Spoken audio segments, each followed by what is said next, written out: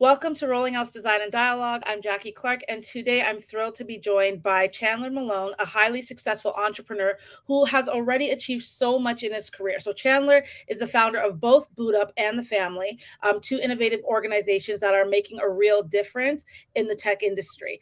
At Boot Up, Chandler and his team have developed over 2,500 have helped over 2,500 individuals land their first jobs in tech with an impressive 200 million in annualized salaries. And through the family, Chandler has worked with 8 underrepresented founders who have achieved an estimated market cap of over 250 million. Let me say that again, over 250 million, including a Forbes under 30 recipient and the highest valued Black founded Web3 company in the world. And today we're going to be discussing him, his businesses, what he's up to, and of course, the topic of building a brand and having investor conversations. So, Chandler, welcome and thank you for being here. Thank you so much for having me, Jackie. Super excited to be here. Thank you. So before we get into all the investor conversations and building a brand, let us know a little bit about who Chandler Malone is and what you do. Yeah. So my name's Chandler Malone. I live in Miami, Florida. Grew up in Dallas, Texas. Grew up playing basketball, super competitive, playing sports my whole life. When I got to college, though, really had some experiences as an entrepreneur, building an events and concerts company and, had some exposure, to technology, where, I was doing research on companies like Snapchat, and Square and Cash App. That really kind of led me, down this path of, this intersection of entrepreneurship and technology. And so, from there, spent some time, working in the venture capital space, learning about, investing in startups, learning the language, of startups. And then, have gone off, to start, a few startups of my own. And, have been investing in some startups as well. And I think, it's been, a great journey thus far, but also, it's still very, very early. And so I'm excited to see, what everything, that I've been working on, is able to, grow into. Absolutely. I love that. And so, as we start getting into this conversation, let's talk a little bit about some of the things you started up and some of the things that you're going to get into. So, can you tell us a little bit about Boot Up and the family? What are they individually, and how did they both come about? Yep. So I'll start with Boot Up. So Boot Up is an educational labor marketplace. We work with companies to upskill and reskill their talent for technical roles. So, think about, right, a company like Home Depot, right? Home Depot's got, a ton of retail locations, but their fastest growing line of business is e-commerce, right? And their retail locations are actually starting to lose money. And so with that being said, what should Home Depot do? Fire a bunch of retail employees and then hire a really expensive recruiting team to hire a bunch of new technical, employees? Or should they work with their retail employees who, are ready and willing to gain those new skills to help them gain the technical skills and then just repurpose those folks who have already been loyal employees for years? And so, by doing that, we're helping companies save money. We're helping companies, have less turnover. But we're also helping individuals get access to, more economic mobility, right? We're helping folks, go from spaces where they're making, $30,000, $40,000 a year to making, $80,000, $90,000 a year. And also just in a career path, right, that has a lot of upward mobility just due to, the way and the nature of our world becoming more technology centric and technology focused. And so, I launched that company in December of 2020. And, since then, you shared at the very beginning, right? We've helped over 2,500 people get their first jobs in tech for over 200 million in annualized salaries. 78% of those people are underrepresented. 46% of those people are women. And, with 46% of those people being women, right now, only 19% of people who are coming out of university computer science programs are women. And so, being able to help folks get access to skills where they're at, and not necessarily making them have to go through certain pathways. It shows you that, when you give people opportunity, right, like they're going to go be able to accomplish, and achieve. You just got to be able to give people access to opportunity.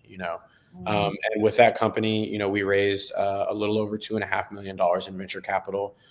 We also raised our seed round from all Black angel investors and venture capitalists, which, I think was just an important thing for us to do just in terms of, our mission and our thoughts around, economic mobility and economic opportunity.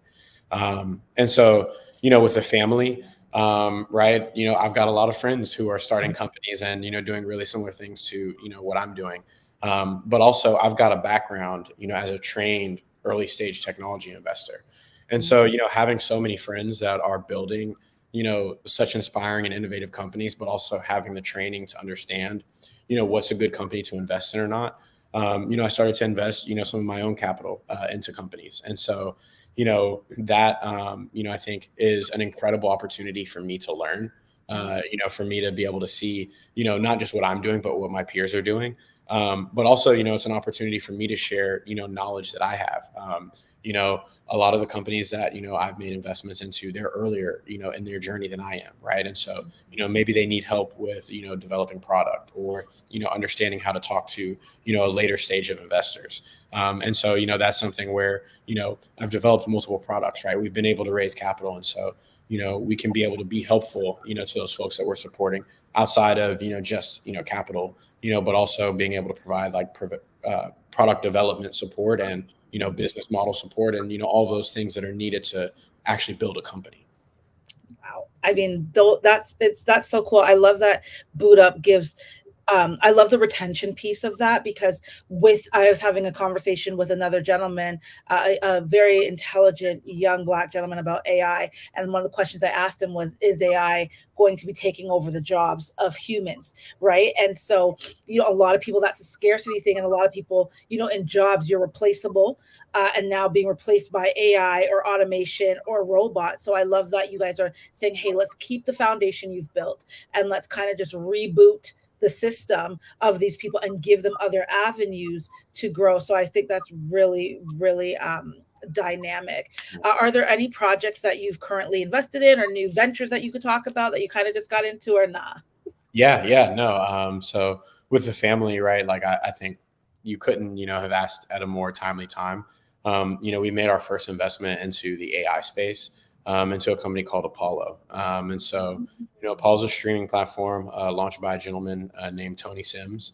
And so, I'm not sure if you've heard some of these songs, where, they're like AI, artists. And, it's like a fake Drake song, and it's not like actually like a real song. So, Tony created, one of the biggest songs, in this like, kind of AI song space. But instead of going to create another song after his first song went viral, he thought to go create a platform where these songs could be streamed on without them being taken down.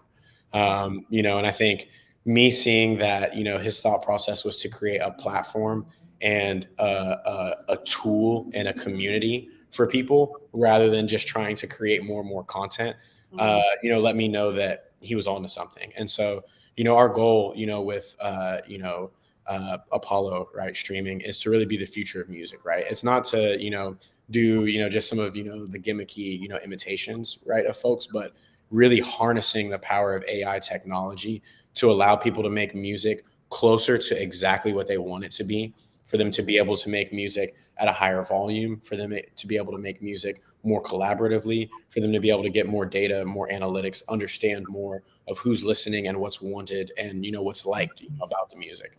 And so, really excited, to announce, us investing in that company. And I think, once I invested in the company, I saw how, Tony was operating, just going through the fundraising process, just going through, developing partnerships. And I couldn't, really do anything, but, join him, as well as a co-founder in the company. And so, really excited. We'll be announcing a partnership with a very major record label here soon, both on a technology and a distribution piece, and announcing the close of funding round pretty soon here as well. So, yeah. Well, congratulations. That is huge and so exciting. And I just can't wait to dive deep into this conversation. I know we're not going to be able to get into all of it. We're really going to scratch the surface, but I would love to pick your brain because you've done it successfully. You've done it successfully, consistently, which I think is really important to highlight because there's people who get investors or they launch something once successfully, but they haven't, really documented the process or kind of done that trial and error to copy, paste, repeat in a different fashion. And you seem to have done that. So I wanted to start with, what steps can a startup take to build a brand that resonates not just with their customers, but also resonates with potential investors?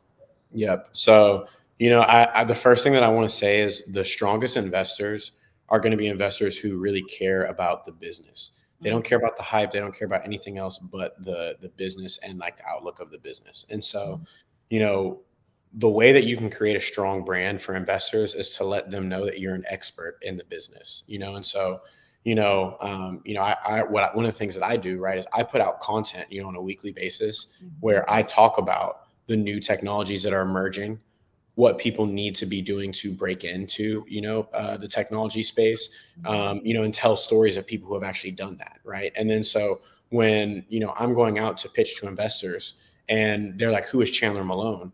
They can look and they can see this track record of Chandler Malone knows a lot about workforce development. Chandler Malone knows a lot about technology training. Chandler Malone knows a lot about like what new technologies companies are interested, in integrating, right? And so, if you're, building a company in, I don't know, let's say the hair care space, right? If you're someone that's able to, build a brand for yourself of knowing a lot about hair, right? Like knowing a lot about the products in the space, knowing the issues, right? Like knowing how things can be improved upon, then you're going to be, kind of like accomplishing half of the battle of, getting your investors to understand that you're the knowledgeable person who actually like can go build this company and take it there. Absolutely. And it's funny, I tell my clients all the time, when I have clients like, I want to become a speaker, I want to land speaking gigs. I'm like, well, if you don't have any stuff on your socials or on your website that speak to your capabilities, it makes it really hard. Yes, you may be very well versed in this topic, but it's me. I can't just tell people, oh, I'm great at sponsorship and I do all these things. If there's nothing that people can see for themselves, they can't see reactions, they can't resonate with your content, then it makes it harder. So one of the things I took from that is be consistent in putting out about your expertise on whatever you're creating, you're selling, to kind of help support the vision that you're creating and to get investors to buy into what you're selling. Because like you said, they have to believe in it, right? They'll believe in it because it resonates with somewhere. I love that. So with that being said, though, I know like there's all this talk about investors. I know a couple of years ago when Clubhouse was really big and all these investors were on there and everyone was dropping gems and dimes, I think people can get overwhelmed with, oh my God, my investor needs to know financials. They need to know this. They need to know that, blah, blah, blah, blah, blah. And people get so wrapped up in what they need to say that I feel like sometimes people forget to balance the true authentic UVP or unique value proposition of who they are. So how can a upcoming startup balance the need to remain true to their brand while also catering to the demands or expectations of what an investor would need? Yeah. So, again, right, there's every investor is not a good investor, just because somebody, has money to give you does not mean that they are the person to be your partner in the business. And when you accept an investor onto your cap table, that's like getting married. You're literally contractually bound with them for the entirety, for the life of that business, unless, you all both agree on a buyout, or something like that, which obviously is not ideal. Right. And so, first of all, I recommend you finding investors that believe in you, right? Like they're giving you money to run the business. They're not running the business. And so, when you're having conversations with folks, you've got to have that fact, right? Like always in the front of your mind, right? Like you are running the business. You are the person that they're giving their money to because they know that you're the expert. And so, if you don't feel like you can like really fully be, yourself and talk about the industry, talk about the business, as openly and as directly as you want to with someone, like that person probably is not going to be the best investor for you, because the best investor for you is going to see the way that you're looking at your particular industry, that you're an expert in. And they're going to be like, wow, I believe in that. I believe in your vision for you to be able to take it there, And so, yeah. No, I love that. And you know what I took from that? And it's interesting. I had a conversation earlier today with a wonderful, very successful celebrity family member. And we were talking. And one of the things she said, I asked her, what advice would you give all their entrepreneurs about being a reality star or jumping into the game? And she said, she talked about no's. And what I heard when you said not every investor is a good investor, that reminded me of what she said. It's okay to say no. Yes, somebody may be offering you $1 million, but if it doesn't feel right to your core, if what the offering doesn't make sense, it's okay to say no, and know that that no is not a definite no for your career. It doesn't necessarily mean that you will never get another offer of 1 million. You may get a little less with more royalties. You may get a lot more, but don't be afraid to say no if it doesn't make sense. And I think that's something we don't hear often, because I've heard a lot of, well, if an investor is willing to give you their time and give you their money, you have to say yes to them because they've spent this time to offer that. But you should be able to say no. I really, really like that you said that. Do you, and this is kind of off topic, but do you ever watch Shark Tank? And have Yeah. you ever used Shark Tank to kind of like, what is your experience with watching Shark Tank? Have you ever taken anything from there and used it in your own pitches? Or like, because I hear a lot of people say, if you want to learn about investing or talking to investors, watch Shark Tank. What's your thoughts on that? Yeah. So two things. The first thing I'll say is to this last piece, the last point that you're making. I've got a friend of mine who's building a company. He's a Black founder. He's in his 30s. He's raised over 50 million for his company. He's helped hundreds of thousands of people break into tech. And he always says that every closed door is God's protection. And so like, when you're like pitching these investors, if they want you to change like what is like your vision, a lot of times that not working together is really like some protection and some provision for you to be able to like retain and maintain what you want to build from your business. The second piece that I'll say is, to this, Shark Tank piece, I try to put myself in as many situations and feed myself as much information as possible to know what a setting, to know what a situation is going to be like before I get there. And so like Shark Tank, right? It's not 100% like what these investor meetings are, but it is, very, very similar in a lot of ways, right? And it does simulate a lot of those very real situations. And so like I do recommend, folks to watch Shark Tank, but I think you can take things a step further, right? So like if you go online on YouTube, if you just type in Y Combinator on YouTube, you will find so much information. Y Combinator is a program that's invested in companies like Stripe, which is the #1 payments platform online, Airbnb, DoorDash, Instacart, right? Like some of the biggest companies like ever, right? And listening to folks who have started those companies talk about where they were at, or listening to folks who were a part of those companies really early on, talking about the things that they did when there were only 5 people there. And, they didn't even have $1 million around the table, right? Listening to those types of things has also been like really helpful, for me in terms of, kind of knowing what to do and, how to talk to investors. And so, right, like I think Shark Tank is like that great starting off point. And I think that like the mentality that it takes to say, oh, there's this thing on TV, I can apply it to it be educational for me. I encourage people to take that even further and like go even deeper, I like that. So it's Y Combinator. Is it the letter Y or WHY? Okay, it's the letter Y. Yeah. Okay, guys, he dropped a gem. Go look into that. I love that.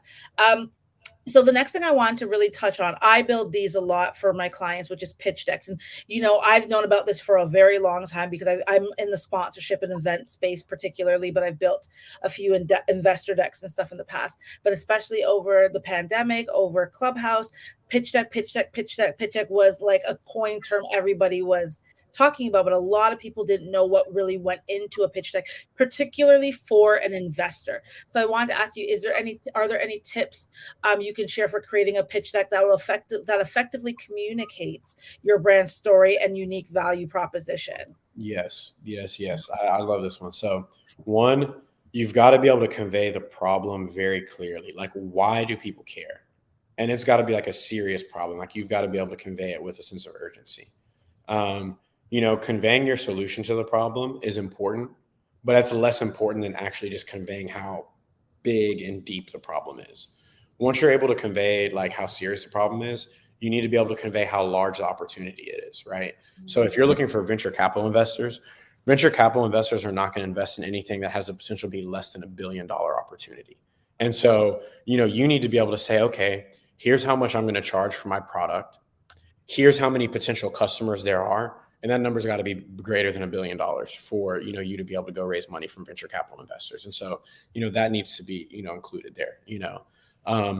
Something that shows that you understand the market, right? Other companies in the space, and like where you play within just the greater industry, right? Like that's very important just for investors to know that you're not just building in the dark, and what's going on in your industry, and then, being able to speak to the team, that you've got, because at the end of the day, ideas change, but the people are what really makes the thing go, and so being able to explain why you and the people that are working with you, are truly special. And then, at the end of the day, you ask people for money, you got to be able to tell them what you're going to do with the money, both how you're going to spend it and, what milestones, what outcomes you're going to be able to get to with that money, because at the end of the day, they're giving you money. It's their money. It's your investors' money. It's not your money. You know what I mean? And so like, you need to let them know how you're going to make their money grow, And so, I think those are really the biggest things from a pitch deck perspective that, people, if they focus on and like nail those items, they'll have a really strong deck. And I love that's very interesting. I have two questions to that. What if it's just you? What if you don't have a team and it's just you? You're like the sole person in your business. Because I know team is a big thing. How do you does that hinder you if it's just you, or should you try to have a team or try to have a board of an advisory board that you could put on? Like, does it hinder you if it's just you? Yeah, so I'll say it hinders you if it's just you for a couple of reasons, right? Forget the investor piece, right? It's just harder to do something by yourself than it is to do things with other people. One person, you got 24 hours in a day, two people, you got 48 hours in a day. You know what I mean? Like, just literally. And so, that's one way that it makes it harder. Investors realize this. Also, you got to think, you're trying to start something from nothing. You're trying to bring something new to the world that's never been done before.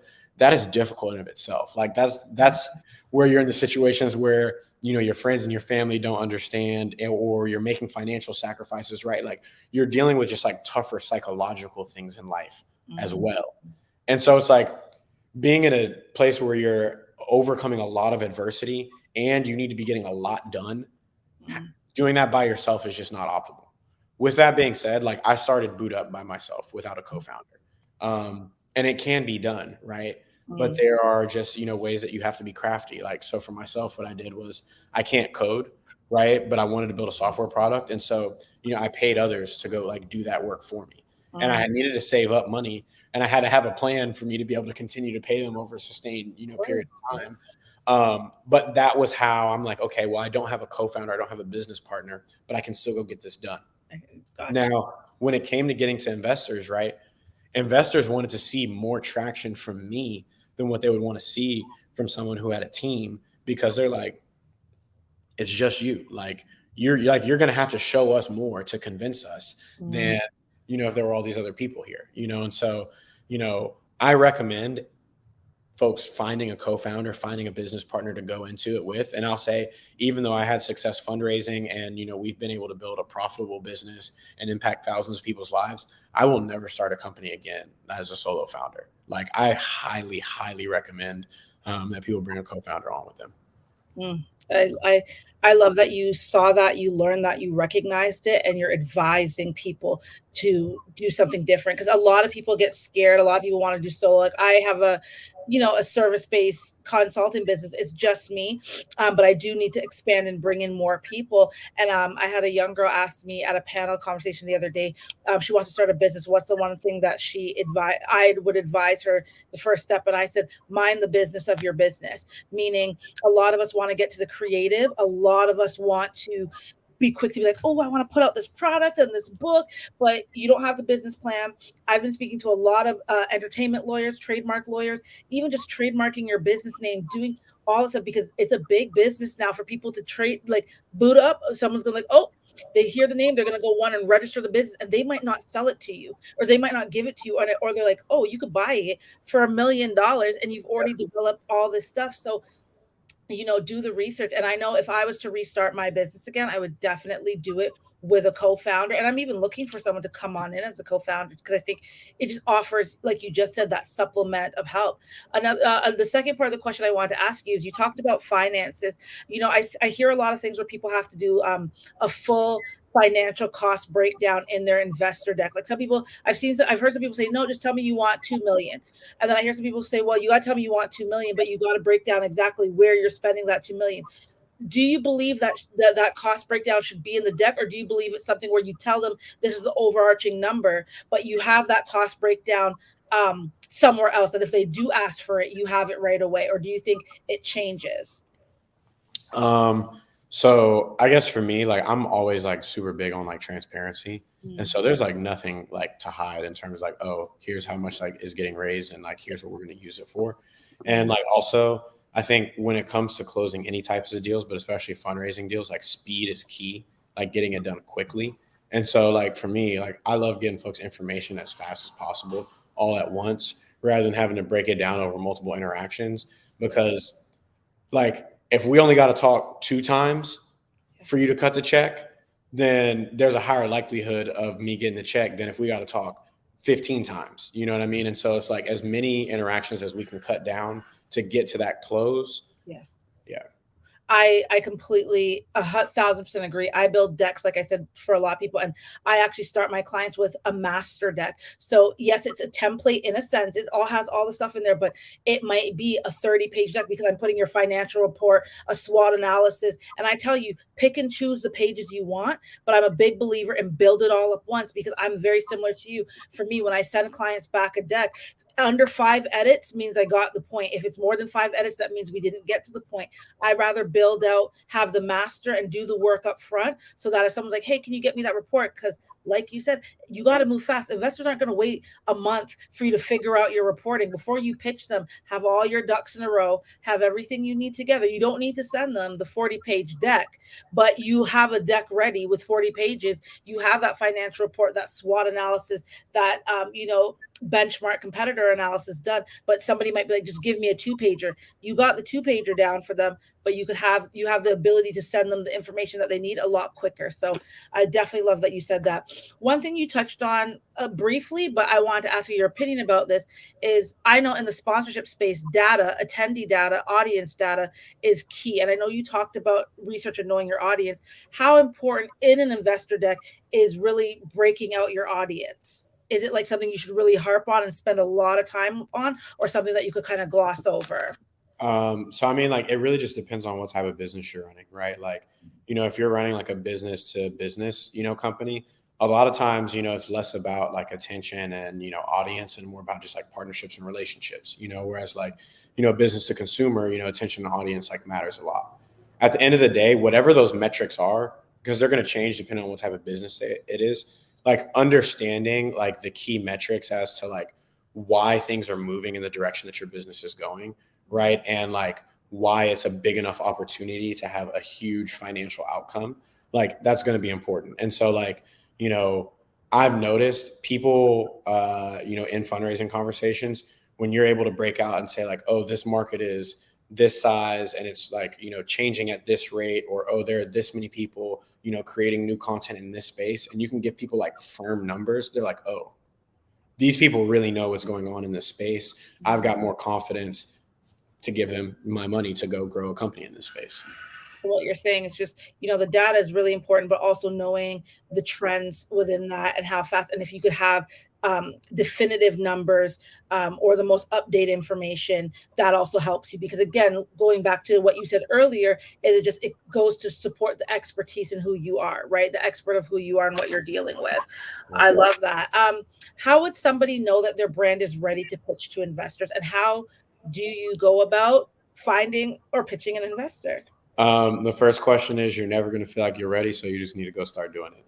And then I think the second one of how to find folks, and the internet, man. I mean, like, I wish that I could give like a kind of like a better, response than that. But like at the end of the day, through tools like Twitter, through tools like LinkedIn, through tools like Instagram, just by doing research, on who invests in your space, you can find who those people are. You can find people that that are connected to them. You can find places where they go to, speak or share information or, find, more business opportunities, right? It's like you can use the internet to find who you need to get in touch with and like go get in touch with them like ASAP. So yeah, I feel like the time to start, there's really like no like perfect time to start. So people need to get started, and like the internet gives you all the information you need, in today's world to be able to understand who you need to talk to and how to get to them. I know this question might sound a little bit more repetitive, but I want to really dive deep in it. You talked a little bit about it from a deck perspective, but what are some of the other key factors that investors consider when evaluating a startup brand? Yeah. I think, looking for the person and trying to understand, like, is the person someone who has a really high level of resilience, right? Because like the work is going to be like really difficult. You're going to get a lot of no's. You're going to go through rough patches. You're going to be making less money than you could be getting paid at another job, right? So like, is this someone who, when things get hard, they dig in and they keep going, and it like almost gives them more energy? Or are they someone, when things get hard, they, turn around and run away? And like, you can convey that by other life experiences that you've had, right? Like, maybe you had like something like tough in your life that you had like overcome. Maybe you had another period in a business where things weren't going well, what I'm saying? And you like turned it around. Maybe you worked a profession that was like incredibly like demanding, right? But like they're really trying to evaluate the human, right? It's like, can this person go build $1 billion company? And like we know there are a lot of character traits, of someone that can go build $1 billion company. How ambitious is this person? Is this person just going to start making a couple $1 million a year and be like, oh man, I'm living the life? Or do they just have this like innate drive in them to try to go build the biggest thing and like be the best in the world? So yeah. Amazing. And it shows you have to want more people buy into that. If it looks like you're trying to just get a quick fix, get a couple mil, and you want to floss for Instagram, people are going to see through that and be like, no. So I get that. Last two things I want to ask you: how do you navigate the complexities of an investor conversation, such as valuation, dilution, and term sheets, and or the contractual stuff? Like, contracts are scary. Like, if someone gave me $1 million, I feel like I'm signing my life away, because we know an investor is technically a loan. An investment is a loan, and because you have to give it back. So how do you kind of navigate these tricky things that you may not know anything about? So, I'll say for myself, I was blessed to like see this space early on in life, and like be able to position myself where I could go work at some of these investment firms. Mhm. So, there was a period where I was getting paid to send these contracts out to entrepreneurs, which like definitely gave me a level of comfortability, when things, switched, and, I was the person like receiving these contracts. And so, I'll just share a little bit of information is, typically for a software tech company, like a venture capital company, you're going to have the valuation isn't going to be set by you as the CEO. The valuation is going to be set by your lead investor. Your lead investor is going to be the person who writes you the largest check in that investment round. And your lead investor typically is going to want 10% of the company. And so if your lead investor cuts you $1 million check, $10 million valuation. A $2 million check, $20 million valuation. And so like that's how you can start to back into like what your valuation will potentially be by understanding how much money you need to raise and how much money your lead investor will invest. I mentioned Y Combinator. Sometimes getting an attorney early on can be expensive and cost prohibitive for companies. Y Combinator actually has template documents for companies that are raising money from venture capitalists. I raised my entire seed round from the template documents that are on Y Combinator's website. And so, that's something that I also just recommend for folks in terms of like feeling comfortable, around the contracts. And then the last piece is like, I think our mentality around what is a lot of money is a direct, there's a direct correlation with, the level of exposure that we have. And a lot of people don't realize these venture capital firms, a lot of them have hundreds of millions of dollars. Many of them even have billions of dollars. And so for them to cut you a $1 million check is a drop in the bucket for what their fund actually has. Now, that doesn't give you any license to not go after it and build that thing with, every level of, vigor and, strength. But like with that being said, like the million is one level, but there are levels, even after that, what I'm saying, that like we can get to, what I'm saying, and like aspire to. Mm. I that was just so full of just so much information and knowledge. And I just hope everyone's taking notes. This is on repeat. Y'all can watch it again and again. But outside of just watching this again, how can people actually, before I even get, how can people tap into you? What is next for you, Chandler, as a person, as a brand? Do you have any cool courses? Like, what's up?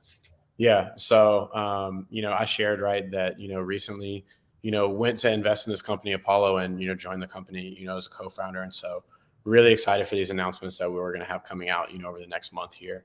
And really just excited, about how AI is changing the world. Right. And so, I think that we've got an opportunity right now with the inflection point that AI has given us to where we can like leverage the technology to make the world a better place and make it easier for people to express themselves creatively and, easier for people to work together, or we can do it in a way where, it's not as ethical and it's hard to, know what's what and, attribute, things to where people need to actually have them attributed to. And so, right, having the opportunity to like be at the intersection of like this newest technology that's like literally revolutionizing the world, but also having a way to like make sure that it's being implemented like in the right way and like in an ethical way. I think it's something that's like really exciting, but also like really important and something that like we take, as like a definitely like a very big like responsibility, And so really excited, about what we're doing there. And then, with the company Boot Up, we've brought in, an interim CEO, also hired a new chief technology officer, and we're going to be rolling out some AI courses. And right, everywhere, it does not matter what industry you're in. Folks are going to need to understand how to leverage and utilize AI, right? Like we talk about like what's going to happen with jobs, and AI is going to allow anything that is computational to be done so much faster and so much more efficiently than a human ever could do it. And so the only way for you to stay competitive as a human is to be able to understand how to leverage these tools, what I'm saying, and these products. And so, we want to make sure that with Boot Up, we're giving people, the education that they need to be able to continue to like be relevant in today's world. Yes, I'm here for all of this. So, how can people connect with you if they want to talk offline or they want to follow you for more content? How can they find you on social? Yep. So LinkedIn, just type in Chandler Malone, and I'll post, content from just things that I'm working on, a couple times, a week there. Also Instagram and Twitter. My username is Chano out of there, on both of those platforms. And so, we'll be sharing, just more, content from interviews like these, things that, our team is working on and talking about. And, definitely feel free to, reach out and message me on those sites as well. Well, Chandler, thank you so much for just sharing your knowledge. Congratulations on the new acquisition of with Apollo, and then Boot Up and the family and all that you're doing. Again, thank you for just sharing your knowledge and being so candid with your experience. I mean, one of the things that we're trying to do here at Rolling Out is have these insider conversations, give people more inspiration, not just fluff. And so I'm really grateful that you gave us your time because we know you busy, but you gave us your time to drop some amazing gems with us. So thank you so much for being here, Chandler. Yep. Thank you so much for having me, Jackie. Of course. Thank you. Bye, guys.